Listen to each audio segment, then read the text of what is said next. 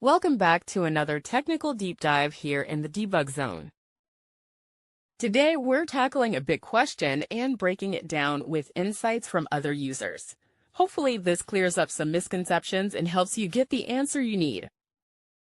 So, buckle up, stay a little curious, and let's jump right in.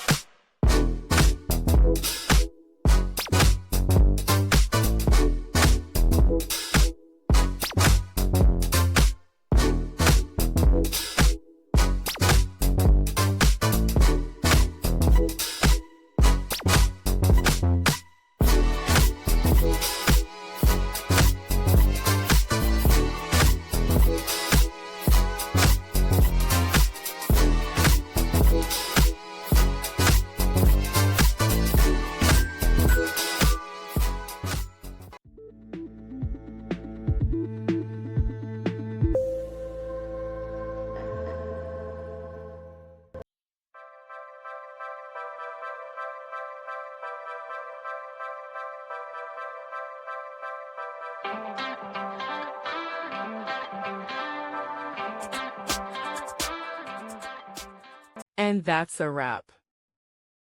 I hope you found the answer you were looking for. If you did, take a second to hit that subscribe button. It really helps out.